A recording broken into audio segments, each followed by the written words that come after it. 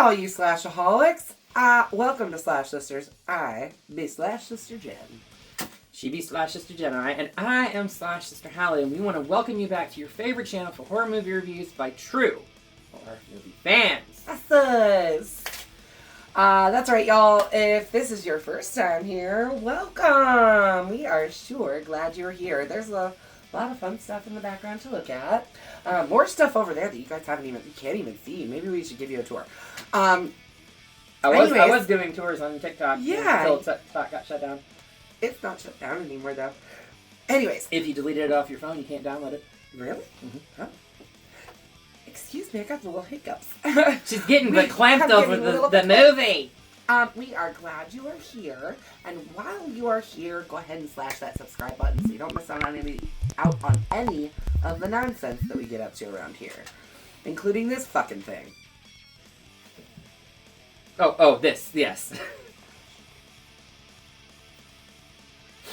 These things happen. You know, we love each other. Yeah, it's like sibling rivalry over here. That's why we're sisters. Today, dear friends, we are going back to a franchise that has quite a few duds and starts and restops. Yes. But also has some good little gems in there, somewhere. Sprinkled in. There's a couple of good ones in there. This franchise does hold that's my top 3 favorite. 2 of your top 5. Yeah, of all time. But also has ones that are so forgettable that even after just watching them, you have to watch them a second time. Yeah, I almost felt like I needed to watch this a second time. I watched this one a second time. I did not. Because I forgot. So what are we talking about? Well, it's obviously Texas Chainsaw Massacre, but which one? Oh, Leatherface. Yeah, Leatherface! Oh, 1990 Leatherface. Yeah, not 2017. Not 2017. No, because in this franchise, there is another movie called Leatherface. Well, it's like Candyman. True. That's true. Okay. Candyman 1992, Candyman 2021, Scream Halloween 1978, Halloween 2007, Halloween 2018. Yeah. Okay, so it's not that weird. It just feels. But this one's entitled Leatherface: The Texas Chainsaw Massacre III, although it's technically not 3. Right, because as we were just discussing right before we hit record, and I was like, why aren't we recording this? Let's talk about it again. Right. So if you watch this film from the opening title crawl, because 1, 2, and 3 at least, I can't remember if 4 did it or 4 doesn't have a crawl. They just have a title card that has some information on it. Okay. So there's a 4 is a fucking mess. There's a scrawl that someone is reading the words to you.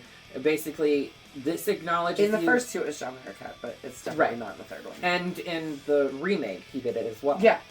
But it's not him on this, but they're giving you information that the events of 1973 happened, and W.E. Sawyer was put on trial, and they could not prove conclusively during the trial that Leatherface was a separate person or an alter ego that he created to justify the killings or whatever. Or something. So yeah. So essentially they said that if Leatherface is real, he's still out there. Also in this title crawl, though, this is the only time in the franchise that they say this. But they describe the events of the first 2 films. No, really, just the first film, not the first 2. They don't even talk about the second one. They skip over the second one altogether. And then they say that Sally died in a fucking, basically a mental hospital 4 years after the events of the first one in 1977, which is not true, and gets retconned rather quickly. From what I understand, she's actually not dead even in the 4th one. I think in the opening crawl of the 4th, or opening title card of the 4th one, she's alive again. Well, and if 2022's Texas Chainsaw Massacre, exactly, is to be believed, she's a literal character in it. Yeah. So, okay, all right. So, we start this with, like, after chasing this girl, Leatherface kills a young woman. Like, we literally start with a young woman screaming, and the title card is Leatherface smashing a girl in the face with a sledgehammer. He then cuts off her face to make a mask, while Gina's sister, Sarah, watches from a nearby window. Yeah, I have to say... I did read in the trivia that the mask-making sequence at the start of this was supposed to be paid off later in the film, but they didn't shoot it. Nice. I will say, special effects were done by K&B. Oh, yes. Yes. So, at the very least, we get some seriously beautiful shots in this mask-creating sequence done by K&B. It's about the only really good showcase of their effects in this movie. Right. Because the rest of it is it's dark. Whatever. It's fucking dark through the entire movie. It's very dark. And I know you know this because we just talked about it before we hit record too.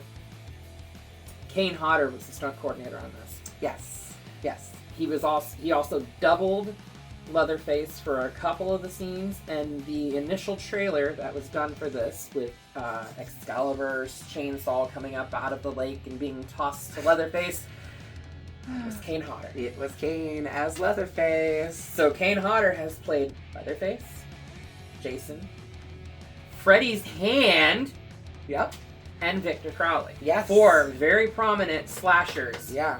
Over his long illustrious career. Yeah, for sure. So at the very least, K&B's effects are probably, I mean, you don't get to see them enough, but it's one good thing about this movie. It's about the only good thing that I can say. Kevin Foree. I'll say that too. Yes. Ken Foree. Ken Foree. Sometime later, we meet a couple traveling through Texas, which is clearly not Texas. No. It's California. This is the only Texas Chainsaw Massacre film that was not filmed in Texas. It was all filmed so far. Because the last one was filmed in fucking Prague or some shit. Right. Sorry. But yeah, and it's very plainly evident that this is not Texas. Yeah. Texas is very flat land, and Southern California's got like mountains and hills, and you can see those in the distance. So it's very clearly not Texas. Anyway, this couple is traveling through Texas on their way to Florida from California. Yeah. Michelle and Ryan are splitting up after their trip, so things are a little bit awkward, but the radio is talking about a mass grave found nearby. Oh my. As night falls, we see police and reporters along the highway, including our girl Stretch. I don't know if she's actually credited as Stretch or if she's credited at all. I didn't really even look. But it's Caroline Williams, and it is believed that it is actually the character of Stretch. As a reporter, she finally made it to the big news. Yeah, so I think it's the filmmakers that were responsible for this one said that it's a continuation of her character from that one, and as far as they're concerned, she never has died. Yes, correct. They get through the roadblocks and drive through the night. Yeah. Timing gets a little weird here for a while. The following morning, after hitting an armadillo, they reach the Last Chance gas station, where they meet a hitchhiker who's dropped off pretty much at the same time as they pull up. The hitchhiker is named Tex and is played by none other than Mr. Viggo Mortensen, who would go on who would go on to protect Frodo. Yeah, in the Lord of the Rings movies. Quick side note, he was not the initial person cast in the Lord of the Rings movies. Really? Stuart Townsend was. Oh. They shot for 2 weeks, realized that he was not working. Oh. And begged Viggo Mortensen to come in, and his 12-year-old son said that if you don't do it, I will never talk to you again. Well, that's fun. So, you have Viggo Mortensen's 12-year-old son at the time to thank for Aragorn. There you go, guys. See, we don't just know horror tidbits. We know all kinds of tidbits. There's so much rattling around up here. It's scary. Yep. So they pull up and meet hitchhiker Tex and the station's owner, Alfredo, who is rocking that White left eye, like he should belong in the Emeritus bloodline or something. I think that he's more of a caricature or parody of the Hitchhiker from 1. I know. I just thought that milky white eye. You're the last thing I saw before I died. I die a happy man. Anyways, reminded me of Papa. A fight soon breaks out between Tex and Alfredo when Tex finds Alfredo spying on Michelle as she uses the station's facilities, if you can call them that. Yeah, gross. Alfredo becomes defensive, and as Michelle and Ryan flee in their car, they see, after Alfredo shoots out their window... You shut the fuck up, motherfucker, in my place! They see Alfredo seemingly killing Tex with a shotgun. Seeming. At least that's what we see. Holy fucking Dustin! Dustin who? Ryan and Michelle drive off, and it gets dark again really quickly. Yeah. Like, how did that happen? It went night to day, real fast. Timey-wimey horror movie timeline stuff, yeah. And they are apparently lost because... They took directions from... They took directions from Tex. But Tex was telling him about this shortcut that's going to save them time. Shortcut. Well, it's not on the map. Well, there's your problem right there. The map is printed in 73, which is a callback to the first one, by the way. Weird. Weird. While they're taking this little shortcut, a large truck that happens to take off from the Last Chance gas station, although we don't see who's behind the wheel. A large truck comes up behind them. Oh my god, what do they want from us? And the driver throws a dead coyote on top of their windshield, which causes them to spin off the road and get a flat tire. As Ryan is changing the car's flat tire, Leatherface, who's never called Leatherface in this, no, he's he's only called Junior. Yep. In fact, I don't think they've ever called him Leatherface in any of these. In the second one. Did they? Okay. Get that bitch, Leatherface! Get that bitch! Alright. That's one of my favorite lines, remember? That's right. Leatherface and they don't call him Leatherface in the fourth one either. They just simply call him Leather. Anyway. Leatherface appears and ambushes them, but they manage to get back into their car and drive off relatively unharmed. Yeah, they're unharmed. Their car's pretty fucked up. Yep. So afterwards, Michelle and Ryan in their car, and another driver in his car, a survivalist named Benny, crash when a bloodied Tex literally, like, this is such a weird scene, because he just, like, pops out of the road like this. Like, weird sideways, like, pops into the road, makes them crash their cars. But yeah, they crash out, and as we said earlier, Benny is played by the amazing, the badass, the monstrously large Mr. He's a big man, Ken Foree, yes. who is no stranger to the genre. No, not at all. Has he been on the channel yet? No, he has not. I know, we may have, well, yes, he has. What? He fights, oh, no, that's in, Rob Zombie's Halloween. Yep. Dang it. We haven't covered that one yet. I was like, he fights Michael in the bathroom, remember? Nope. Nope, that was in Rob Zombie's Halloween, and we didn't do those ones yet. So no, he hasn't been on the channel yet. No, but he's no stranger to the genre. He not at was all. in, I believe, Dawn of the Dead. Yes. Yep. I believe that was his first horror film, too. Yeah. So he's got a long pedigree that dates back to at least 78. Mm-hmm. Or, is it 78? 76? 78. Yeah, I think so. It's 10 years after the first. Yeah. Sorry, like I said, too much up here. So Michelle, Ryan, and Benny find each other out in this darkness, and Benny gives them fucking painkillers. He's like, here, take this. And those painkillers take effect like that. Immediately. They're like, what did you do? Yeah. That's not how painkillers work. Again, the timeline. Militant lumberjacks. I see them all the time.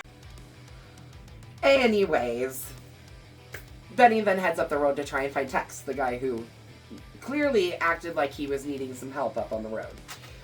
On the way, Benny discovers a hook-handed man named Tinker. I wonder if they called him Tinker because of his fairy earrings. Which were not fairies. One was a coyote, the other one was an armadillo. Oh, I like it, Who offers his assistance by setting down road flares. Looks like you had a little mishap. Yeah, lots of them. Whole rows of them. Yeah, well, it was because they needed to illuminate the scene. Yeah, right. Benny soon realizes Tinker's real intentions after he sees a damaged chainsaw in the back of his truck. And he literally, like, books it. Like, Benny just runs. He's like, I gotta run and grab something out of my truck. Benny gets away and encounters Leatherface, but it actually gets back to his Jeep. Yeah. And he starts, like, grabbing ammunition. Yeah, that's what he runs back for. After which he does encounter Leatherface, but is saved by Sarah, the girl from the beginning of the movie who had escaped Leatherface. Yeah, the one whose sister got her face cut off. Anyways, Benny finds out that Sarah's entire family was killed, and that Leatherface and his family have been watching the roads. Which, that makes sense. That's how they're Who the hell are you? catching all their victims. Benny hears Michelle and Ryan calling for him and then leaves Sarah. Yeah, Leatherface then finds Sarah and kills her with his chainsaw. So, if nothing else can be said, at least people are actually dying with the chainsaw in this one. Yeah, because in the first one, the only person that was killed with a chainsaw was Franklin. Otherwise, they use the chainsaw to cut up bodies after they're dead, but they're not used as the actual massacring. But with the title Texas Chainsaw Massacre, you expect to see people being massacred with a chainsaw, no? That's what I would think. Just but me. I don't know. Leatherface then attacks Michelle and Ryan. Ryan gets caught in a bear trap. Ouch. Yeah. And is captured by Leatherface. Mm-hmm. Yeah. Or Junior. Like Junior. we said, they don't call him Leatherface. Yeah. In this. But we're gonna call him Leatherface because the name of the damn movie is Leatherface. Right. But we don't call him Leatherface. Anyways. Michelle escapes. I think marketing missed an opportunity. Yeah, I think they did. Michelle escapes from Leatherface and finds a house, which she enters and is then captured by Tex, who is revealed to be one of the Sawyer family. Are they the Sawyers in this? Yeah, they're the Sawyers. I think it's the mailbox, says right? Sawyer. Yeah. Yep, there's a whole new Sawyer family, as we already know Leatherface and Tinker and now Tex, but there's a whole lot more coming. Yeah. The only character that actually does carry over is Grandpa, even though he's a corpse at this point. And Leatherface. Yeah. But yeah, Grandpa literally is a corpse. He's dead now. Yeah. Like. But they're still feeding him. And he's alive in the next one. Again, timey-wimey horror stuff. Anyways, Tex brings her into the kitchen and introduces her to the already deceased and decomposed Grandpa, as well as Anne, who is apparently the mother of the family. Who's apparently also had a tracheotomy. You best shuttle up or I'll do your tongue first. Yeah, she speaks, but that's not what a tracheotomy box sounds like either. That's literally so they have, like, if you have a tracheotomy, that's the hole in the neck. Mm-hmm. There's usually like a thing that kind of looks like a razor that you apply, but you can close that and speak. Sure. You So can put your hand, my neighbor had a tracheotomy. Maybe it was some type of amplifier for the voice. Maybe. I don't know. Because it kind of looked like the military mics that people use, like from Vietnam on. They would grab their folks throat. out in backwoods, nowhere, got money for that. Look at the next one with Matthew McConaughey and all the fucking remotes and the electric leg and whatever. Just saying. Not to mention all the shit that they've scavenged from people. True. All right, so Anne is the mom, and we also meet the little girl. That's all she's billed as, is the little girl. But more on her later. I do find it interesting that the little girl's doll's name is Sally. Mm-hmm. Yeah.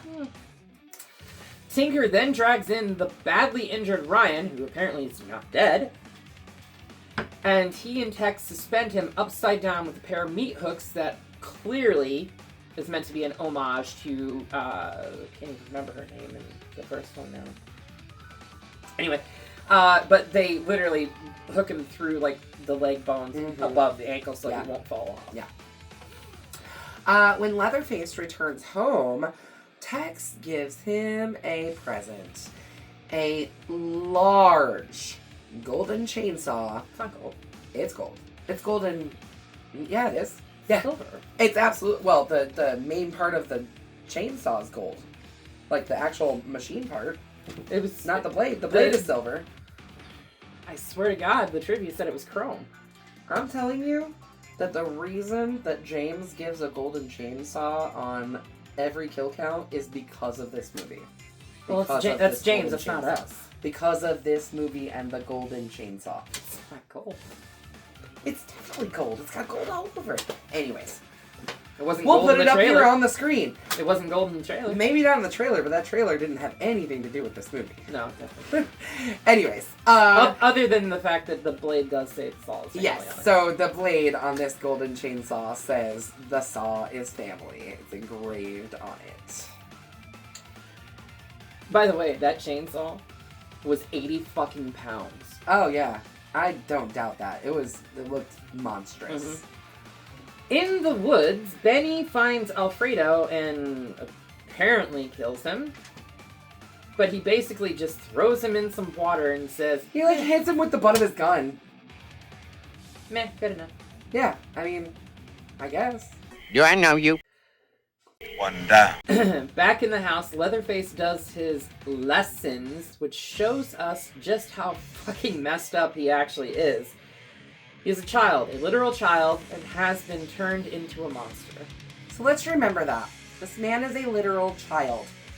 He's clearly mentally handicapped. What was the word that It he has was supposed to be, like, typing out on Clown, and he kept Clown. saying food. Yeah.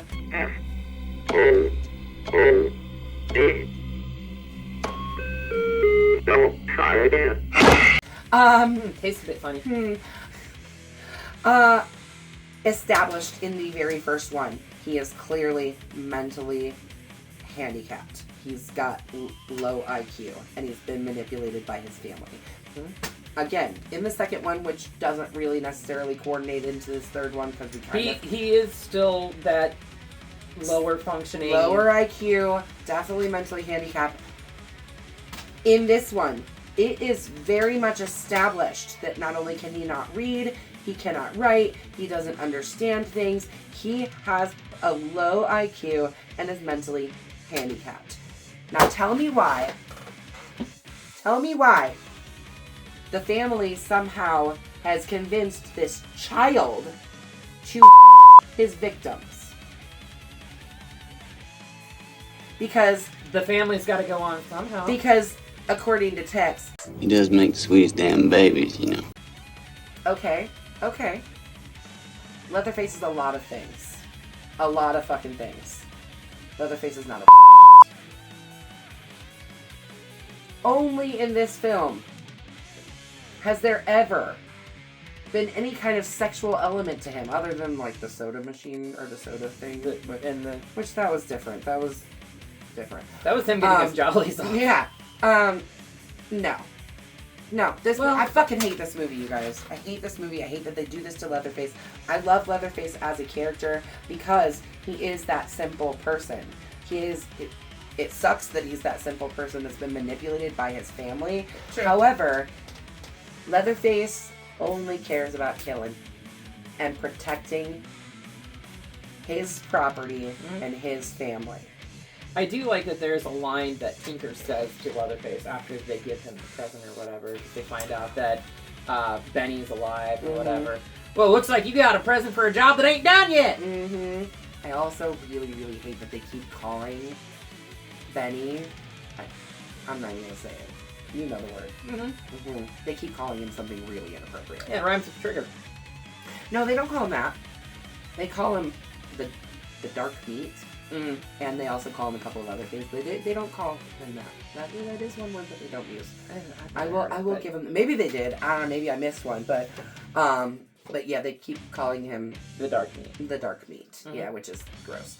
I mean, Freddy said it. Yeah, that's In true. 2003. But they also call him something else too, which is kind of inappropriate. Anyway. Leatherface prepares to kill Michelle as well, but Benny opens fire on the house with a semi-automatic rifle, killing Anne and Tinker. He also blows a hole right in Grandpa's face. Yeah. I thought that was kind of fun. Yeah, don't worry, he's alive in the next one, so he was very clearly dead in this one.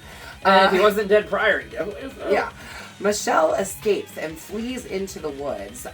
She's chased by Leatherface. Okay. All right. You and me then, huh? You sick fucker! While Benny kills Tex in a pretty awesome, like, rock-fueled scene. Like, this is, I will give it to this. The first two movies had very small budgets. This is the first one. New Line Cinema was actually the ones to put this film out. Yeah, that's right. This is from the house that Freddy built. built. Yeah, they had money. Mm-hmm. They had more money for this film than they had for any. Yeah, like, if you look at the first... But I like to section them into halves. Like, you've got the first four. That's the first half. And then the next half Then the rest is garbage. The rest of it is the first four, which has garbage. And then there's the other ones that start with the remake. Right. And on from there. Right. Which Fair. also has some garbage in there, too. Anyways, but, yeah, so Michelle runs into the woods. She's chased by Leatherface. And Benny and Tex get into this fucking kick-ass fight with, like, a chainsaw and, like, a small chainsaw. Does Benny have the small chainsaw? I can't remember, but there's a small chainsaw involved. And, I just know Tex goes up Tex in ends flames. up dead. He goes up in flames because there's an And axe he being swung. explodes. There's an axe being swung. Yeah. Hits the fuel tank, the jerry can on the side of the truck. Yeah. Right. Punctures it. Fuel's flowing out. Tex is covered in it. Yeah. Benny strikes a A Zippo and throws it. And flambe. Yep. Tex flambe. Tex did. By the way, did you happen to notice, and you probably didn't, I barely noticed it, Viggo Mortensen's nails are painted red. I did, actually. I noticed it when he was sitting at the table talking to Michelle about... After he hammered her fucking hands but he's like, but I noticed it when he was talking to her about how Leatherface makes beautiful babies. Mm. But yeah, I also thought maybe it was just blood stained, but it's like red. It's on his It's nail. not It's like only on his nail. Yeah. Which, Yeah, definitely. I don't know, because they never allude to the fact that he was a little funny or whatever, you know, but No. I just thought it was interesting. Interesting indeed. Benny rushes to Michelle's aid, but Leatherface apparently, and in the original cut, Diz, Yeah, Kill him. actually. kill him. Yeah. In revenge, Michelle then kills Leatherface by bashing his head in with a big-ass rock. Yeah, so he just like allegedly. sinks down into the water. Allegedly. Yeah, allegedly. And mind you, the chainsaw also is in the water. Yeah. Sinking into the water. Slowly Mm-hmm. sinking into the water, but it's also going. Mm-hmm. Chainsaws don't go unless there's somebody giving it gas. Mm-hmm. Again, horror timeline. Chainsaws in this franchise just do whatever the fuck they want. Yeah, they like, start on their own without getting revs. without having to be pulled or anything. No, that's no. As dawn breaks, Michelle reaches the main road and rests on a gigantic tire for a half a second before Alfredo's truck with the Last Chance gas station sign on it pulls up, driven by a surviving Benny. Yes, that is right. Benny survived his encounter with Leatherface and the chainsaw that apparently cut him into here but just nicked his ear or whatever, because test audiences really liked the character. They were really upset with him. So they retconned it in the fucking film. Yep. As Benny helps her into the truck, Alfredo jumps out of the back with an axe. And says some kind of, I don't know, sounded like he's It's knock-knock time and Robert, and I'm back! fucking Boomhauer or something. I I don't understand half the shit that comes out of that man's mouth. Maybe that was the inspiration for Boomhauer. Maybe. Betty avoids Alfredo's attack, and Michelle kills Alfredo before... I do love the fact that he questions, you even know how to use one of those things there, little thing? Yeah. She, like, points the shotgun at him. She does end up killing him, and gets Benny back in the car. I mean, like, there's a lot of, like, oh my god, Benny got killed. Oh my god, no he didn't. Oh my god, Alfredo got killed. No he didn't. Oh my god, Michelle got killed. No she didn't. The whole ending's a fucking mess. But the whole film's a mess. Yeah. As they're driving off, we see Leatherface's... Well, we know it's him because of the brace on his leg that he's wearing in this movie for whatever reason. And he walks up onto the road and revs his chainsaw. And because if there's one thing about Texas Chainsaw movies, Leatherface doesn't die, apparently. Even though he died in the second one, but he's back in this one. Yeah, well, like we said at the start of this technically disregards all of the second one. So, thoughts, Hallie? So K&B did some great work with this. The effects that we could see, definitely that weren't completely washed out by the darkness. Right. The acting, I think, was pretty good for the most part, honestly. Viggo Mortensen's Southern Texas drawl was really good for somebody that's not American. Yeah, agreed. Ken Foree, great fucking character. Love him in this. But ultimately, it's kind of like, what the fuck? I fucking hate this movie. I hate it. I hate what they do to Leatherface. I was literally just left with like what did I just watch? At least the next one, I can say, like, shit gets fucking bonkers. There's a Electric Leg with Matthew McConaughey and the Illuminati and God knows what else. Illuminati, like, my God. The next one just goes fucking, like, this one's off the rails? No. Nope. The next one is extra crazy. So, for me, this one is, like, forgettable, but it's also, I hate it. I hate that they make Leatherface It makes me mad. That's my boy. I love him, and it makes me really, really sad that they did that to him. So, it's a bloody machete down for me. Ultimately, I'm also going to give this bloody machete down. It's just too fucking weird. Like, I don't even care that they said that Leatherface SA's people or whatever, but I don't care. Whatever. The whole family's if you have to up. bleep out me saying that word over and over again, I'm sorry. Whatever. The whole family's fucked, so that part doesn't affect my opinion of him as a character on the whole.